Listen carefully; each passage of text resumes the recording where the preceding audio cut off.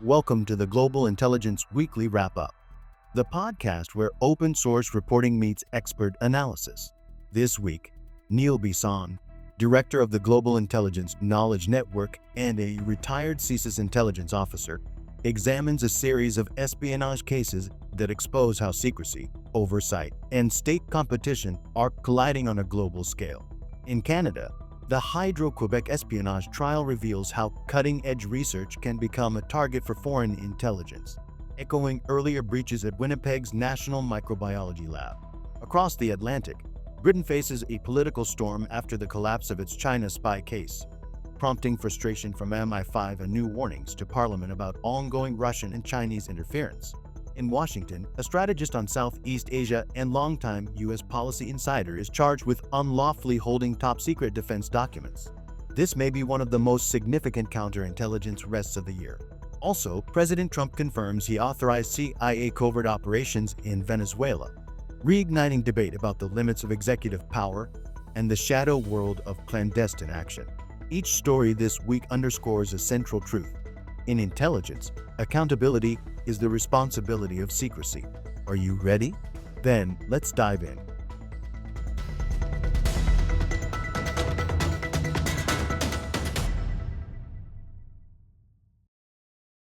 Hello, and welcome back to another episode of the Global Intelligence Weekly Wrap-Up. I'm your host, Neil Bisson, a retired intelligence officer with the Canadian Security Intelligence Service and the director of the Global Intelligence Knowledge Network. Each week, I take the top stories from reliable media outlets and provide the insights and analysis to go behind the headlines, to give you the intelligence you need to understand the threats from espionage, sabotage, foreign interference, and terrorism that affect your career, your country, and your safety. This week's stories all have a lot in common. They show how espionage and oversight collide, from Washington to London to Ottawa. We'll discuss the controversy in the UK on a recent decision not to go ahead with the Chinese spying trial, as well as NSIRA's report concerning CSIS's need to provide better policies and procedure when managing new technologies for national security investigations. There's a lot to cover, so let's get started. We start this week in the United States, where a U.S. foreign policy strategist, Ashley Tellis, has been arrested and charged with unlawfully retaining over 1,000 pages of top-secret U.S. defense documents. Tellis, a well-known expert on Asian strategic affairs and a senior advisor at the U.S. State Department, allegedly stored classified material in his Virginia home, a serious breach under the U.S. Espionage Act. According to the U.S. Justice Department, FBI agents found the documents during a search for his residence, with many marked top secret and secret. Prosecutors alleged that he accessed and printed restricted files related to U.S. military aircraft and intelligence operations from both the State Department and the Pentagon. Surveillance footage reportedly showed him leaving federal buildings carrying a briefcase or a bag on multiple occasions. Tellis, 64, has a long history of service in U.S. national security circles. He previously served on President George W. Bush National Security Council and currently holds a contractor role with the Pentagon's Office of Net Assessment. His clearance level provided him access to the United States' most sensitive defense information. Court filings also reference meetings Tellis allegedly held with Chinese officials, including one in Fairfax, Virginia in 2022, where he was observed arriving with a manila envelope but not leaving with it. While prosecutors have not directly accused him of espionage, the circumstantial evidence points to troubling lapses in security and oversight. Ashley Tellis is not an obscure figure. He is widely respected as a scholar on South and East Asian security issues and currently serves as the chair for strategic affairs at the Carnegie Endowment for International Peace. He has been a prominent voice in the U.S.-India relations, strategic deterrence, and China's rise, often advising policymakers and appearing in the media. This case echoes other recent incidents involving U.S. officials or contractors retaining classified information, an issue that has become a recurring concern for American intelligence and counterintelligence agencies. This case, however, carries geopolitical sensitivity given his deep expertise on India and Indo-Pacific, regions central to Washington's strategic posture against Beijing. Tellis' legal team insists that he will, quote, vigorously contest the charges, calling him a, quote, widely respected scholar, unquote, who has never operated on behalf of any foreign adversary. National security analysts, however, suggest that even inadvertent mishandling of such a volume of classified material poses a grave risk. The FBI's mention of multiple meetings with Chinese officials, the nature of his access to U.S. defense data, ensures this case will draw intense attention in both Washington and New Delhi. Observers point out that this incident could strain bilateral trust at a sensitive time when the US and India are deepening defense and intelligence cooperation as part of the Indo-Pacific strategy. Ashley Tellis' arrest is a seismic moment in the intersection of academia, diplomacy, and intelligence. Whether the charges result in conviction or exoneration, the case underscores a growing dilemma in the national security world: how to reconcile open intellectual exchange with the absolute necessity of protecting classified information. For intelligence professionals, the lesson is clear: access is privilege. In the wrong circumstances, that privilege can quickly become a liability.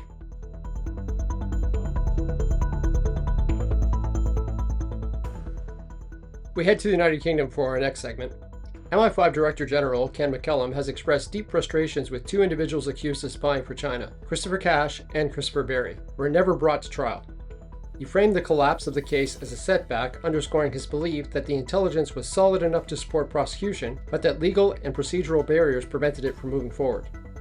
McCallum argued that when MI5 detects activity threatening Britain's national security, the goal should always include pursuing convictions, and he lamented the fact that in this instance the objective was not realized. He emphasized, though, that security service had succeeded in disrupting the alleged espionage operations, even if the prosecutorial path had failed.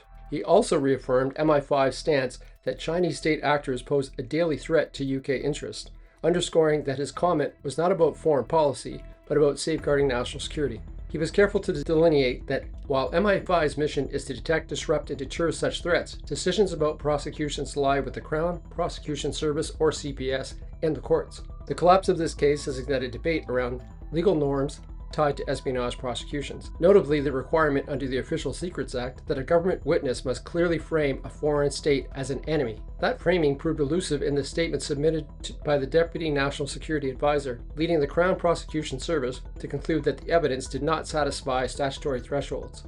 McCallum disclosed that MI5 has observed a sharp uptick in state-based threat investigations, up roughly 35% in the past year, and cited ongoing disruptions of plots from China, Russia, and Iran. He said that despite institutional frustrations, MI5 would persist in confronting threats wherever they emerge. Some legal observers interpret McCallum's comments as a rebuke to the prosecution system, a public airing of tension between intelligence agencies and legal institutions. Others caution that the internal dynamics of evidence, secrecy, and statutory requirements constrain what prosecutors can do, regardless of how compelling the intelligence may appear. Moreover, intelligence and counterintelligence veterans note that agencies often collect far more than can ever be safely exposed in open court, meaning the decision to prosecute often turns on how much of that material can be legally and ethically presented under disclosure obligations. McCallum's frustration is telling. It reveals that even when intelligence services believe they have acted correctly, the justice system's checks and thresholds can block accountability. For intelligence watchers, this is another reminder that success in espionage operations is measured not just by disruption, but by whether the legal system can transform covert findings into public justice.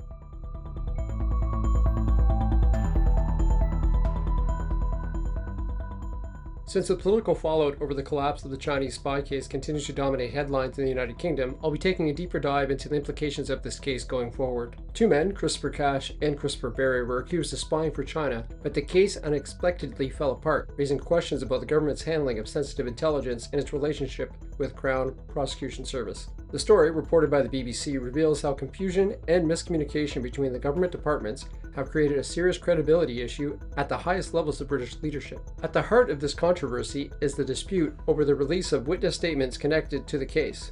The government initially suggested that the CPS was preventing publication of the documents only for the CPS to deny this. That contradiction forced Prime Minister Keir Starmer to pledge that the statements would indeed be published. The Prime Minister reportedly saw the documents for the first time just hours before making that announcement. From an intelligence perspective, this raises significant operational questions. When espionage cases collapse, it is rarely due to a single point of failure. Rather, it often reflects a breakdown of communication between intelligence agencies, prosecutors, and political leaders. The handling of sensitive evidence, especially when it involves a foreign state like China, must be done with the highest level of precision. Any suggestions that intelligence was, quote, toned down or inadequately presented in court undermines the public trust that could chill cooperation between agencies in future cases. This incident comes amid growing scrutiny of Chinese espionage activities in the United Kingdom. Both Cash and Barry were accused of providing sensitive information to Beijing, allegations that, if they had been proven, would have represented one of the most significant espionage breaches in modern British history. Yet, with the case's collapse on September 15th, questions now focus on whether political considerations influenced judicial proceedings. Adding complexity to the issue, internal government records revealed that the Deputy National Security Advisor submitted final evidence on August 4th, while the National Security Advisor, Jonathan Powell, and senior Foreign Office officials, Sir Oliver Robbins, held a meeting on September 1st to discuss the bilateral handling of the case with China. Although the government insists that this meeting did not touch upon evidence, opposition parties argue that it suggests political interference or at least poor judgment given the case's sensitivity and its ultimate outcome. Security experts note that even the perception of political influence over an espionage case can damage the integrity of the intelligence and judicial systems. Former intelligence officials have emphasized that once such cases move from intelligence collection to courtroom proceedings, the evidentiary threshold becomes much higher, and intelligence agencies often struggle to balance source protection and public accountability. The collapse of this case mirrors similar incidents in other countries where espionage prosecutions have failed due to evidentiary or diplomatic sensitivities, highlighting the challenge of prosecuting foreign spies in open court without exposing classified methods or intelligence partners. The fallout from this case will likely continue for weeks, if not months. Calls for the release of meeting minutes between senior officials and National Security Advisor will keep the pressure on the government, while Beijing will undoubtedly be closely watching for signs of discord in the UK's security establishment. For intelligence professionals, this case underscores the fragile intersection between national security, politics, and law, where even a minor misstep can unravel years of investigative work.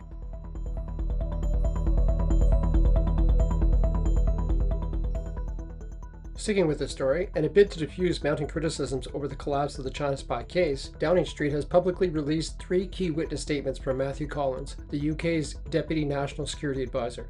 The move follows weeks of pressure about why charges against Christopher Cash and Christopher Barry were dropped.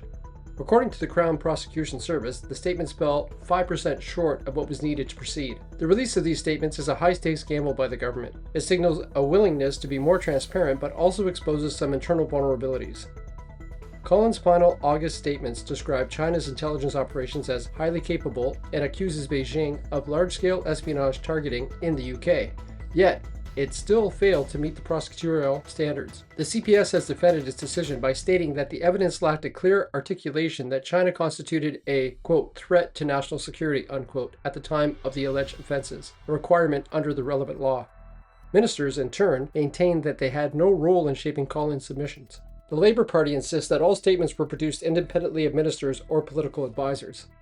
That said, the timing and circumstances of disclosures remains politically loaded. The Prime Minister reportedly only saw the statements the same morning they were published, and only after CPS indicated no objection to their release. To understand why this matters, we must consider the burdens of evidence in espionage prosecutions. It is not sufficient to show that foreign intelligence operations are active. Prosecutors must tie those activities to specific threats within the relevant temporal and legal framework. In this case, the authorities assert that Collins' statements did not cross the threshold. Moreover, critics note that the government's prior reluctance to classify China as a threat, instead calling it a strategic competitor, may have constrained how far Collins could go in his statements, limiting his ability to make claims that would satisfy a prosecutor standard. Security analysts have responded with some caution. On one hand, publication demonstrates commitment to accountability. On the other, the fact that even the statements fell short suggests deeper structural or legal shortcomings in the original case. Some former intelligence figures argued that CPS may have erred in dropping the case when there was credible material, while others warned that judicial standards and source protections often constrain what can be disclosed. This tension between operational secrecy and prosecutorial clarity is a recurring challenge in espionage litigation globally. By releasing these statements, the government hopes to draw a line under the controversy, but the disclosures may instead open up fresh lines of inquiry, such as, did Collins truly act independently? Were ministers or advisors ever consulted? And what internal conversations preceded the collapse? In the end, releasing the documents does not resolve the fundamental question. Why, despite the alleged magnitude of the threat from China, was the case not legally tenable? For intelligence observers, the answers may lie in the gap between national security policy and criminal evidentiary standards.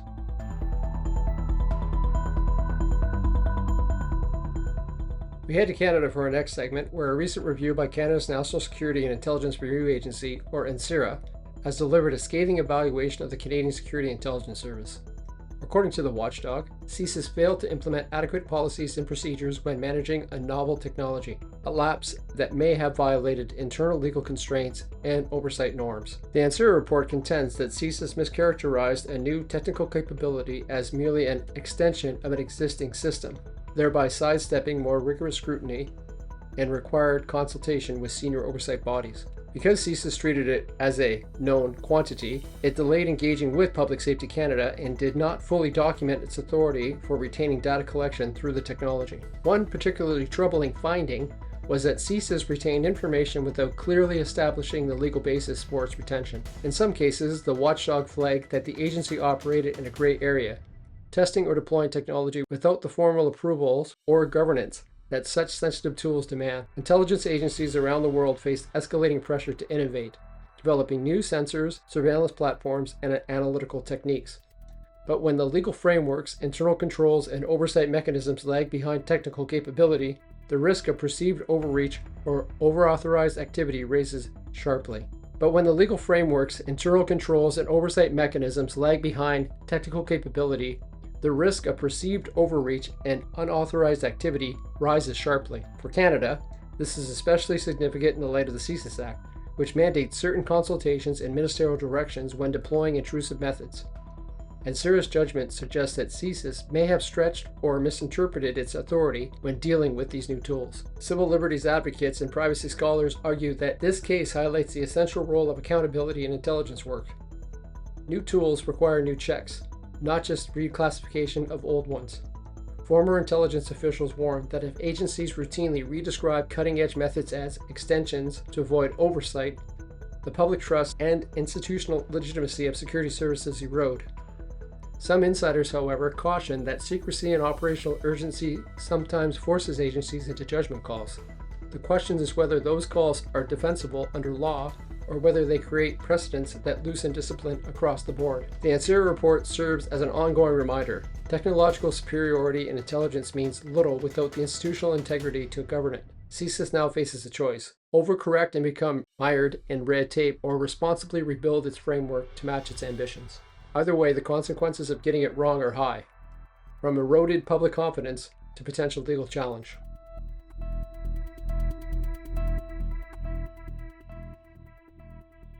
Sticking with the story, in response to the scathing intelligence review by NSIRA, CSIS has pledged to undertake an ongoing review and improvement of its management of a secret surveillance technology. The agency is accepting some criticism from the watchdog organization, while rejecting others, as it navigates greater scrutiny over legal compliance and oversight.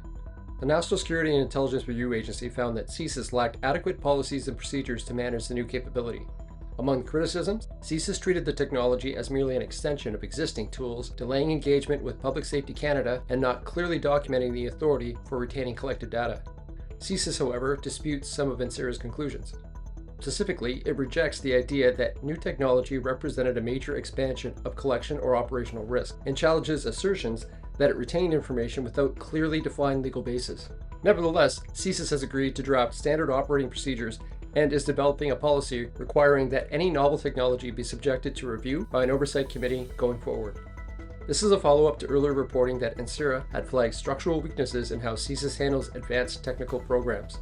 The fact that the agency is now publicly responding suggests a shift from internal deliberation to external accountability. The broader issue here is the perennial tension in intelligence work: how to keep pace with rapid technology change while preserving transparency, legality, and ministerial oversight. CSIS also acknowledged that consultation with Public Safety Canada should have occurred earlier and committed to strengthening internal mechanisms for review and accountability, seeking to close gaps in how technical tools are vetted and governed. Analysts say that CSIS's response is necessary. No matter how forcefully any agency pushes back, public confidence demands visibility and steps towards reform. However, some experts warn that procedural changes alone won't prevent future overreach unless there is a genuine cultural shift in how intelligence programs view compliance, documentation, and accountability. Others caution that agencies can pay lip service to oversight while still operating in gray areas. The public posture CSIS is taking now shows it understands that reputational risk. But the real measure will lie in implementation. whether the new policies and procedures become binding, enforceable, and transparent rather than optional fixes. This speaks to the larger issue of whether oversight results in the hindrance of national security efforts or ensures that needed transparency occurs and overreach by Canadian intelligence communities does not.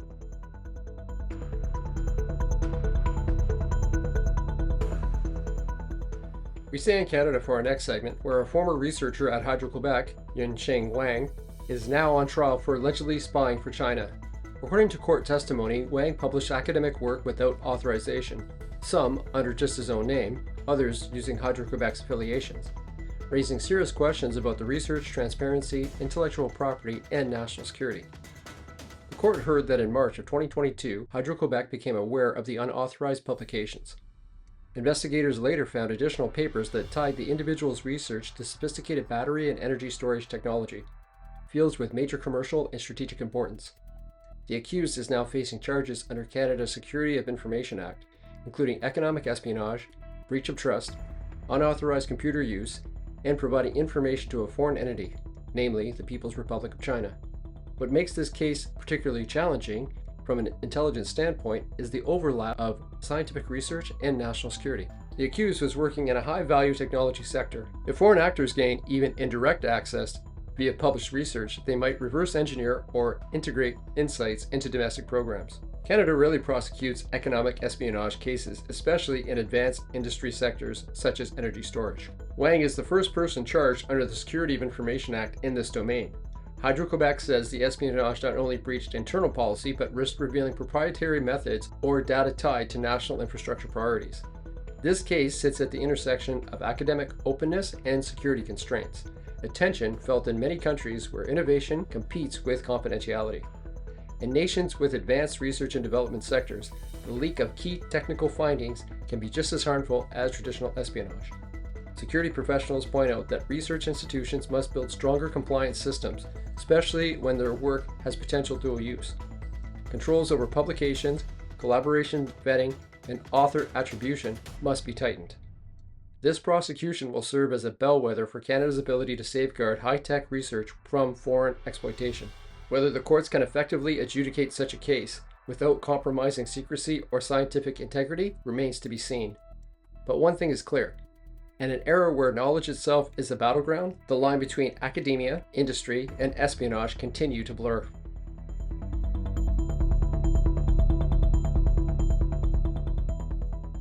Let's dive a little deeper into the story in our next segment, where in court testimony this week, Hydro-Québec confirmed that it first became aware back in March 2022 of academic papers published without his permission by a former employee now on trial for alleged espionage.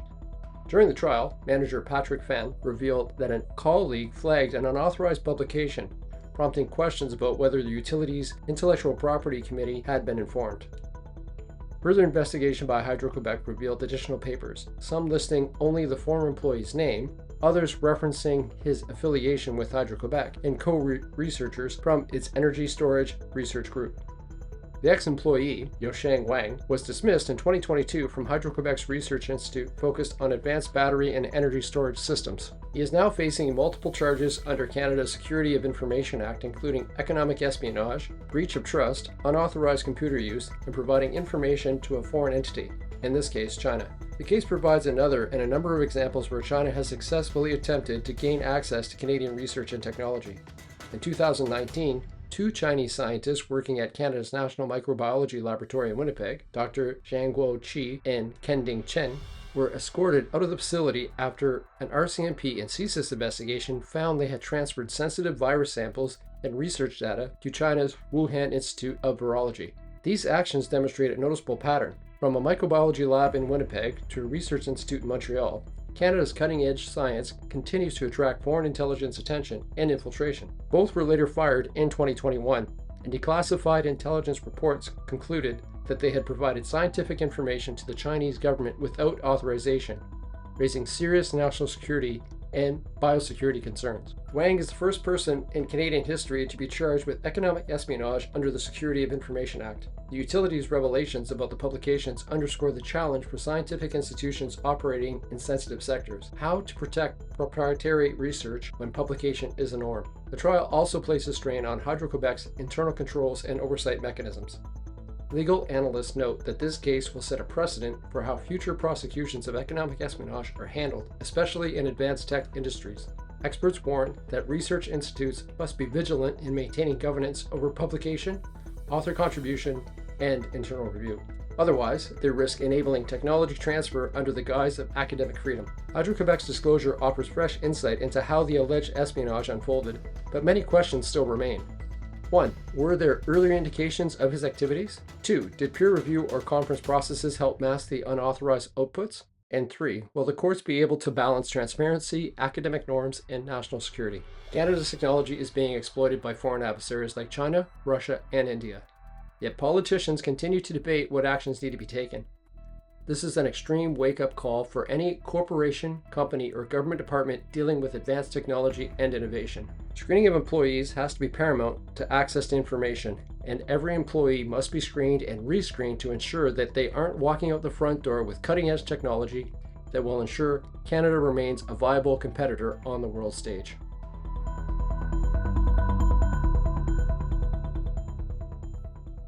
For our last segment this week, we head back to the United States, where President Donald Trump has confirmed that he has authorized the CIA to conduct covert operations in Venezuela. This move significantly escalates American pressure on President Nicolas Maduro's regime and opens up serious questions about legality, oversight, and geopolitical risk.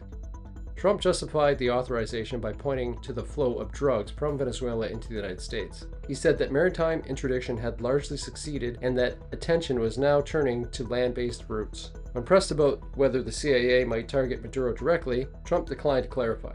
By openly admitting to consenting covert action, Trump is shifting what had been speculative reporting into the realm of confirmed policy. This confirmation also raises thresholds of accountability. What are the actual objectives of these covert operations? Narcotic interdiction, regime change, or something broader? How will oversight be maintained to ensure that these actions remain within legal and ethical boundaries? And could this admission invite retaliation or proxy responses from Venezuela's allies, like Russia, China, or Iran? The U.S. has conducted multiple strikes on suspected drug trafficking vessels near Venezuela in recent weeks. Some of those operations resulted in deaths, sparking debate over their legal justification. The Trump administration has increasingly framed drug cartels and related Venezuelan actors as national security or counterterrorism threats, giving broader leeway for military and intelligence agencies. This leads to the next question. Will this provide the justification for covert operations against other countries that have been identified as national security risk because of drug importation? Canada and Mexico have both been identified by the Trump administration as national security risks due to the importation of fentanyl, and the Trump administration has included softwood lumber as a national security concern as well. These claims by the Trump administration could lead to potential justification for covert action on Canadian soil. Trump's decisions also come amid mounting tension between the US and Russia, both with interest in Latin America. Venezuela has long been a strategic partner of Beijing and Moscow, making any U.S. operation there not just a law enforcement action, but a high-stakes geopolitical gambit.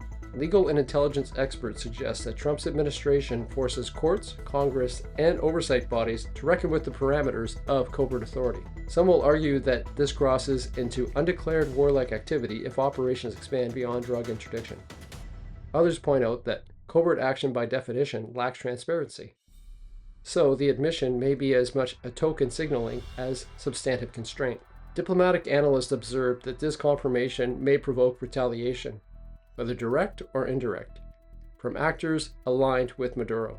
Once the U.S. openly claims permission for covert activity, adversaries often respond with asymmetric or hybrid countermeasures.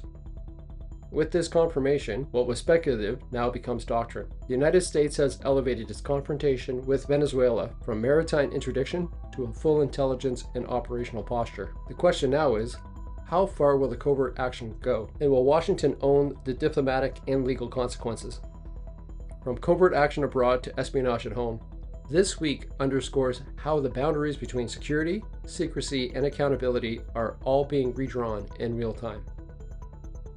Well, that's going to wrap it up for this week. As always, the links to the segments discussed are in the transcript. I want to remind my audience that I will be teaching a one-day online course for the Professional Development Institute of the University of Ottawa next month on the psychology behind human sources and intelligence collection. As was seen in today's episode, espionage, whether corporate or state-on-state, is not going away anytime soon. As such, I highly recommend this course for any corporate security investigator or officer who wants a better understanding of why people spy, to familiarize themselves with the telltale signs. Until next week, as always, stay curious, stay informed, and stay safe. That wraps up this week's Global Intelligence Weekly Wrap-Up. Thank you for joining us. This week, we examined Canada's Hydro-Québec espionage trial and its unsettling parallels with the Winnipeg Microbiology lab case, both reminders that scientific innovation remains a prime target for foreign intelligence. We explored the fallout from Britain's failed China spy prosecutions, MI5's growing frustration, and the broader question of whether Western legal systems are equipped to handle modern espionage. We looked at the arrest of U.S. strategist Ashley Tellis for unlawfully holding top-secret defense files, a story that blurs the line between academic expertise and national security responsibility. And we closed in Washington, where President Trump confirmed that he authorized CIA covert operations in Venezuela, reigniting the global debate about legality, oversight, and the limits of executive power. Each of these stories highlights a deeper truth. The threats to our national security are evolving faster than the systems built to contain them. Producing this podcast takes extensive research, analysis, and open-source verification to bring you a clear intelligence perspective. If you find value in this work, please consider supporting the podcast through Buzzsprout. Your contributions help sustain independent intelligence reporting and expand our reach. Don't forget to subscribe, share the show, and leave a review. It's the best way to grow our community of informed listeners.